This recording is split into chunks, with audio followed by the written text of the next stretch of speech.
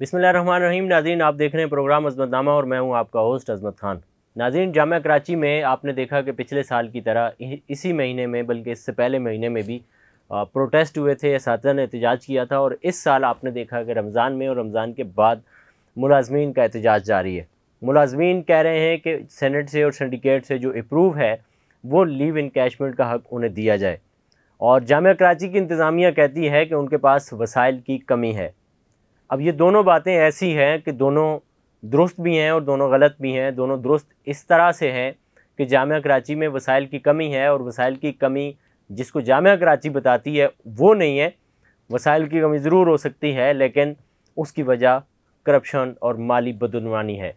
और जिस तरह से मुलाजमीन कह रहे हैं कि ये उनका हक़ है, उन्हें मिलना चाहिए, और यूनिवर्सिटी की इंतज़ामिया कह रही है कि नहीं, ये फ़िल वक्त जामिया के हालात ऐसे नहीं हैं कि आपको लीव एनकैशमेंट दी जाए। तो हमारी कोशिश ये है कि आज हम आपको एदाद शुमार के ज़रिए बताएं कि जामिया कराची के बजट की सूरत हाल क्या है, और इंटरनेशनली इसका मयार क्या है, और इसके मुकाबले अगर हम किसी का कोई मुमासलत पेश करें या मवाजना पेश करें किसी और यूनिवर्सिटी का, तो उसकी सूरत हाल क्या है। जामिया कराची में इस वक्त जो स्टूडेंट्स की तादाद है वो भी कंपेयर करेंगे हम पड़ोसी मुल्क भारत की यूनिवर्सिटी से, फिर एक अमेरिकन यूनिवर्सिटी से भी करेंगे, फिर उनकी फ़ीसों के जो तनासब है उसको इससे कंपेयर करेंगे, और फिर हमारी यूनिवर्सिटी का, जामिया कराची का कितना बजट है और उन जामियात का कितना बजट है, ये भी कंपेयर करेंगे। फिर आगे चल के हम आपको बताएंगे कि बजट कैसे बनता है, बजट कौन बनाता है, और बना कौन रहा है, बनाना किसको चाहिए था, और कौन बजट बना रहा है, और दीगर एग्जीक्यूटिव बॉडीज़ जो हैं और स्टेक होल्डर्स जो हैं उनका किरदार क्या है, और यूनिवर्सिटी के अंदर जो दीगर मराकज़ कायम हैं, दीगर मतलब HEJ हो गया, दीगर शेख ज़ायद इस्लामिक सेंटर्स हो गया, इस तरह के जितने भी सेंटर्स हैं उनकी सूरत हाल क्या है, ये हम आपको बताते हैं। आप देखेंगे जामिया कराची में जो अंडर ग्रेजुएट स्टूडेंट्स की तादाद है वो लगभग 38,000 है, और इसके अलावा MS, MPhil, PhD के जो स्टूडेंट हैं उनकी तादाद 6,000 है। और इसके लिए कुल बजट जो है वो 8 अरब रुपए तकरीबन इसका बजट बनता है जामिया कराची का। और अगर आप इसको डॉलर्स में लेके चले जाएं तो ये तकरीबन 28 मिलियन डॉलर टोटल इसका बजट बनता है। और अगर आप इसका मवाजना हमारे पड़ोसी मुल्क भारत की एक सोशल साइंसेज की बड़ी यूनिवर्सिटी है, जवाहरलाल नेहरू यूनिवर्सिटी, उसका मवाजना हमारी जामिया कराची और जामिया पंजाब से तकरीबन किया जा सकता है। उसमें जो अंडर ग्रेजुएट्स स्टूडेंट हैं उनकी तादाद है 1100 उसमें स्टूडेंट्स की तादाद है, और उसमें MS, MPhil, PhD करने वाले स्टूडेंट्स की तादाद है 7,500। और इस यूनिवर्सिटी का कुल बजट अगर आप देखें तो वो 6 बिलियन डॉलर बनता है। 6 अरब रुपए, 6 बिलियन डॉलर नहीं, सॉरी, 6 अरब रुपए उसका बजट है। और अगर आप उसको डॉलर्स में कन्वर्ट करें तो वो 25 मिलियन डॉलर उसका बजट बनता है। यानी कि 6 अरब रुपए उसका बजट है। स्टूडेंट्स कितने हैं? 7,101 हैं और 1,101 हैं, यानी कि 8,000, 8,500 उसके स्टूडेंट्स की तादाद बनती है। और बजट उसका कितना है? उसका बजट बनता है 25 मिलियन डॉलर, यानी कि हमसे 300 मिलियन डॉलर कम है। और हमारे पास स्टूडेंट्स की तादाद देखें और फिर बजट की तादाद देखें, बजट का तनासुब देखें तो वो क्या है। इसके अलावा अगर आप अमेरिकन यूनिवर्सिटी का तनासुब देखें, मिशिगन यूनिवर्सिटी में, तो उसमें स्टूडेंट्स की तादाद हमारे और भारत की यूनिवर्सिटी से ज़्यादा है, यानी कि अंडर ग्रेजुएट्स स्टूडेंट की तादाद वहाँ पे 31,000 है। और उसके अलावा MS, MPhil, PhD करने वाले स्कॉलर्स की तादाद 16,000 है। इस यूनिवर्सिटी का बजट जो है वो 28 अरब रुपए है, और अगर आप उसको डॉलर्स में कन्वर्ट करें तो उसका बजट बनता है 10 अरब डॉलर उसका बजट है। तो ये आलमी मयार का, तो आप यहाँ से अंदाज़ा लगाएं कि हमारी यूनिवर्सिटी को बजट कितना मिलता है, और फिर मयार उसके मुताबिक कैसे हो सकता है। चूँकि वसाइल के एतबार से हम इंटरनेशनली इसका मवाजना नहीं कर सकते, उसकी वजह के मयार के फ़ंड के हवाले से ये 400 गुना कम इसके फ़ंड्स हैं। उसके अलावा अगर आप HEC की सूरत हाल को देखें कि HEC फ़ंड कितना करता है, यूनिवर्सिटीज़ को, उस फंड में अगर आप सामने नज़र आने वाले चार्ट को देखें तो उसमें 2022 और 23 में जो बजट था वो 109 अरब रुपए गवर्नमेंट, फेडरल गवर्नमेंट की ग्रांट थी। फिर ये आगे बढ़ कर के कराची यूनिवर्सिटी को इसमें से जो टोटल ग्रांट मिली थी वो $11 मिलियन कराची यूनिवर्सिटी की ग्रांट बनी थी। और अब 2014-15 में जो एदाद-ओ-शुमार जामिया कराची के बजट से हमने हासिल किए हैं, लास्ट लाइन में आप देखें 2014-15 में जो टोटल फेडरल गवर्नमेंट की एलोकेशन थी HEC के लिए वो 6500 अरब थी।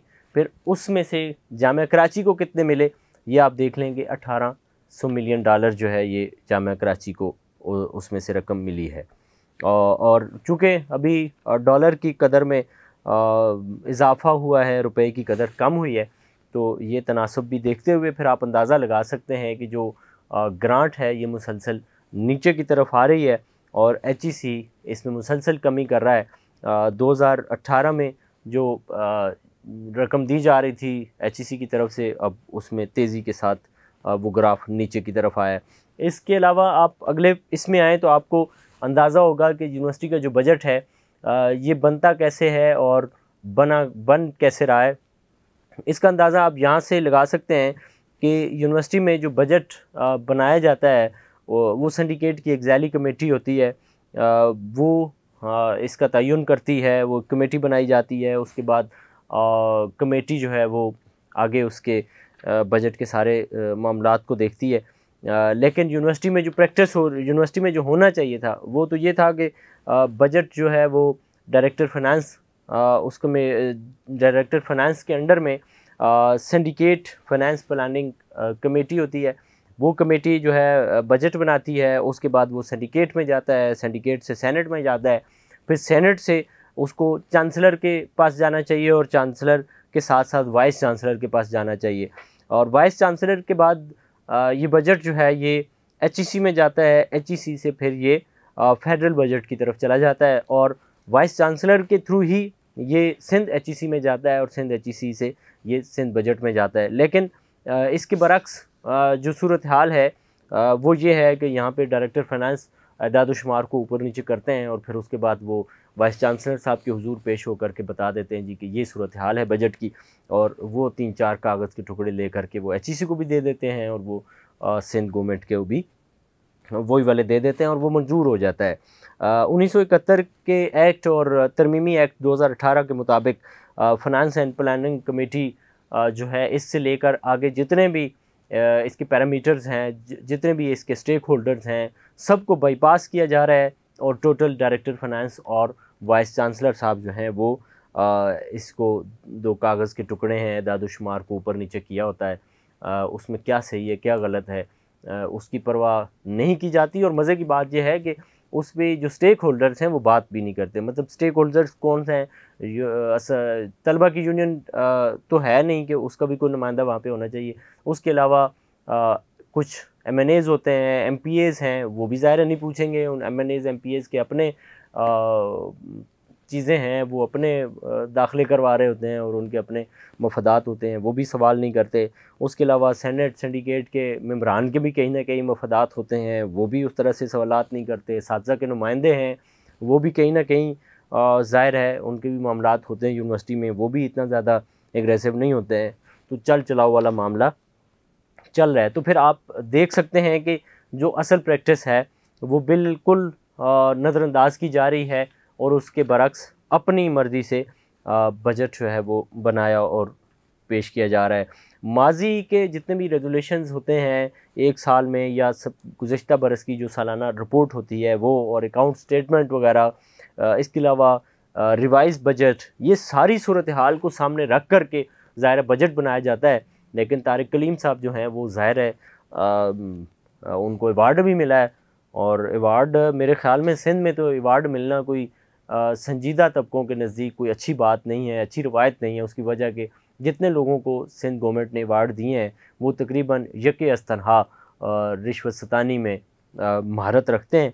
तो इसी तरह तारिक कलीम साहब को भी उन्होंने अवार्ड दिया है और वो काम कैसे कर रहे हैं या हमने आपको थोड़ा सा बताया है कि बजट किस तरह से कर रहे हैं। और बाकी यूनिवर्सिटी का कोई भी ज़ी शऊर अगर शख्स आपको मिले और उससे पूछ लें कि तारिक कलीम साहब कैसा सिलसिला चला रहे हैं, तो आपको पता चल जाएगा कि वो किस तरह से मामलात को बाईपास करके आगे सिलसिले को चला रहे हैं।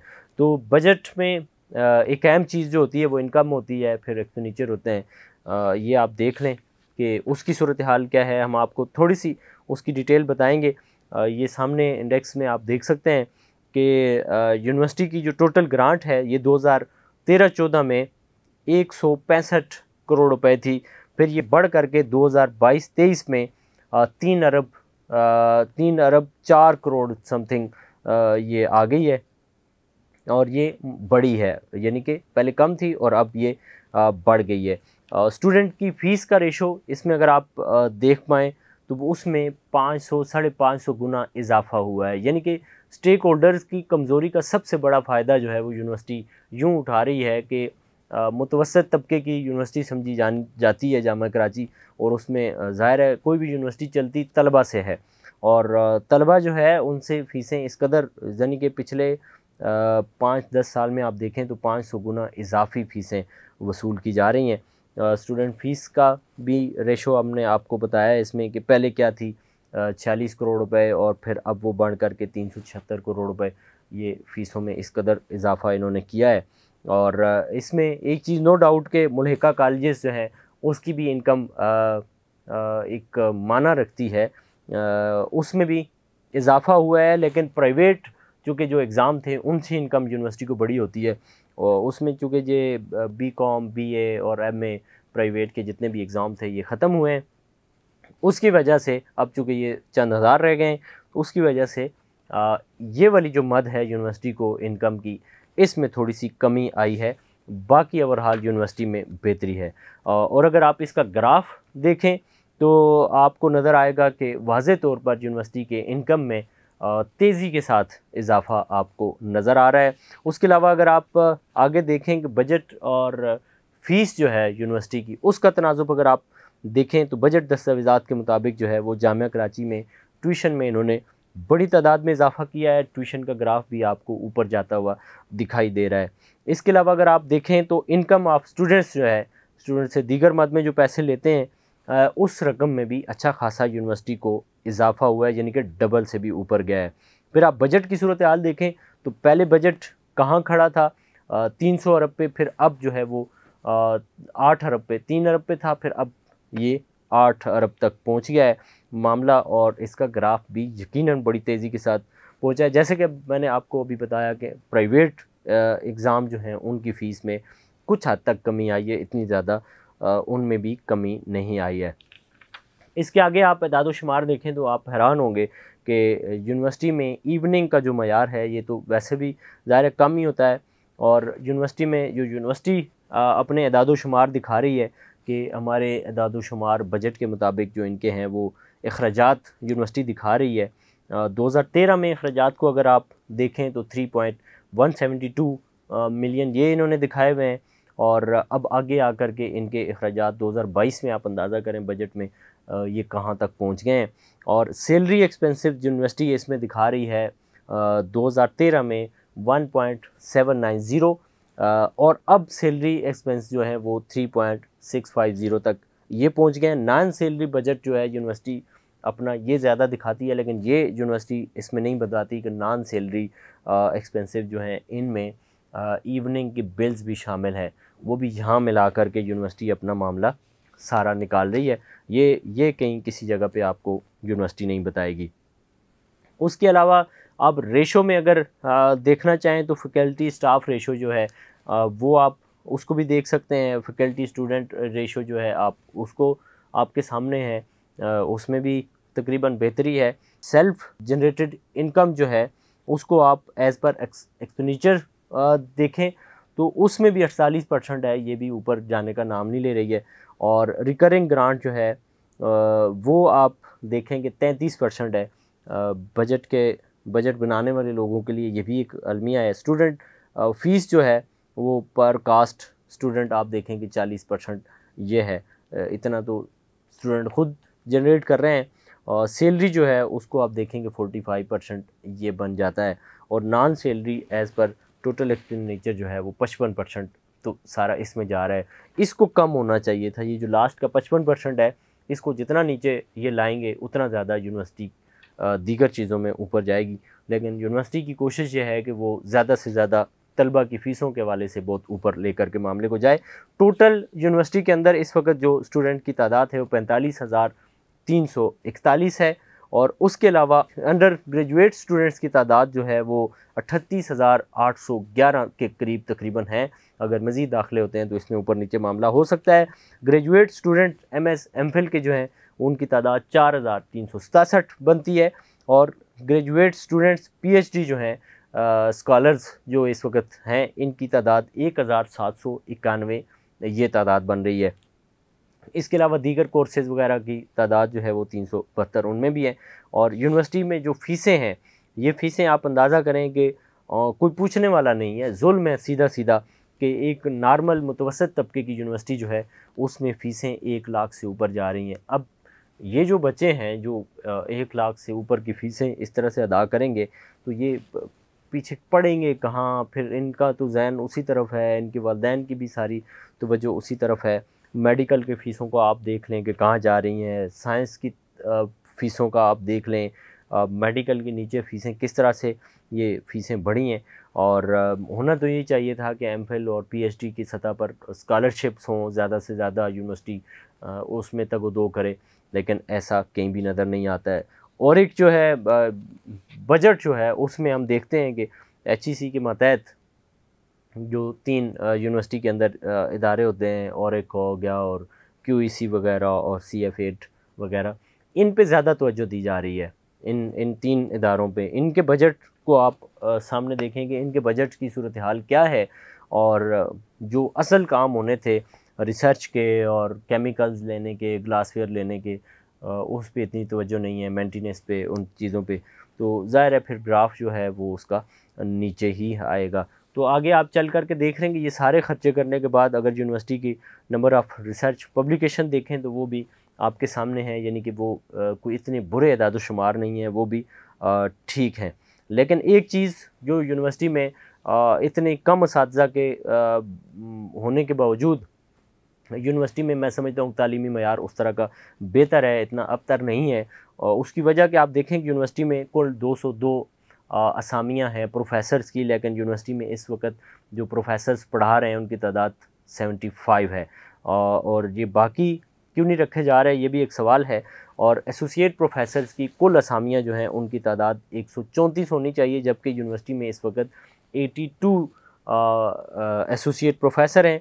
असिस्टेंट प्रोफेसर यूनिवर्सिटी में 321 होने चाहिए, लेकिन आप अंदाज़ा करें कि असिस्टेंट प्रोफेसर इस वक्त 356 है। यानी कि ये ज़्यादा क्यों है, उसकी वजह यह है कि गुज़िश्ता कई बरस से असातिज़ा एहतिजाज कर रहे हैं कि भाई उन्हें उनका सिलेक्शन बोर्ड किया जाए ताकि वो तरक्की करें। अगर असिस्टेंट प्रोफेसर का सिलेक्शन बोर्ड हो जाए तो प्रोफेसर्स की और एसोसिएट प्रोफेसर की कई सारी असामियाँ तो यूँ फुलफ़िल हो सकती हैं। उसके अलावा लेक्चरर्स की तादाद यूनिवर्सिटी में 325 होनी चाहिए, जबकि इस वक्त लेक्चरर्स जो हैं वो 99 हैं। अगर अब भी सिलेक्शन बोर्ड हो जाता है तो ये 99 जो हैं ये भी सारे ऊपर चले जाएंगे, और इनमें से भी बेशतर जो हैं वो PhD कर चुके हैं, तो ये तादाद ऊपर चली जाएगी, नए लोग रखने पड़ेंगे। जबकि यूनिवर्सिटी कहती है कि वो उसमें इस वक्त भी मुलाजमीन की तादाद ज़्यादा है। और टोटल ये सारी चीज़ें आपके सामने आ गई हैं। अब आपको दिखाते हैं कि यूनिवर्सिटी के अंदर एक और बहुत बड़ा इदारा है जिसको बाद लोग सफ़ेद हाथी भी कहते हैं, और उसकी HEJ जो है हमारी मुराद ICCBS, उसमें उसका बजट जो है वो आप देखें कि 1.27 बिलियन है, मिलियन है, और उसमें जो रिसर्च करने वाले इस वक्त स्टूडेंट्स की तादाद है वो टोटल 200 है, और इसमें फैकल्टी कितनी है? 70 फैकल्टी, 200 रिसर्च करने वाले लोग, और स्टाफ कितना है? 300, और बजट कितना है? 1.27 बिलियन। इसके मुकाबले में अगर आप सामने देखें यूनिवर्सिटी ऑफ कराची, आप रकबा देखें, इसका एरिया देखें, और फिर आप ये देखें कि इसका बजट क्या है। इसका बजट है 4.56 मिलियन, और इसके अलावा इसमें स्टूडेंट्स की तादाद कितनी है? 45,000 स्टूडेंट 1 हो गए, 6000 इसमें MS PhD के लोग हो गए। फैकल्टी कितनी है? टोटल 628। 45,000 स्टूडेंट, फैकल्टी 628 और स्टाफ 2800। तो फिर आप समझ सकते हैं कि जामिया कराची की ये सूरत हाल क्या है। और अगर यूं ही HEJ और डॉक्टर इकबाल चौधरी, डॉक्टर अताउर रहमान साहब, इनकी ये साइंसदान इसी तरह आगे चलते रहे और हुकूमत से इनकी सेटिंग होती रही और इनके ऑडिट करने वाले जिस तरह से अभी बड़ी बड़ी गाड़ियों में आए हैं और वो डबल गाड़ियों में वापस जाएंगे, तो ऑडिट इसी तरह होते रहे, तो फिर आप समझ सकते हैं कि आने वाले वक्त में HEJ ही होगा, फिर जामिया कराची मज़ीद नीचे की तरफ जाएगा। आज की रिपोर्ट आपको कैसे लगी है, इस बारे में आपने हमें ज़रूर बताना है, क्योंकि ये रिपोर्ट डॉक्टर रियाज अहमद साहब से मिल के बनाई है, उनकी खुसूसी काविश इसमें शामिल रही है। हम उनका भी शुक्रिया अदा करते हैं। और आपको ये रिपोर्ट हमारी कैसे लगी है, इसके बारे में आपने हमें ज़रूर बताना है। इसी के साथ अपने मेज़बान असमत खान को दीजिए इजाज़त। अल्लाह ने के बाद।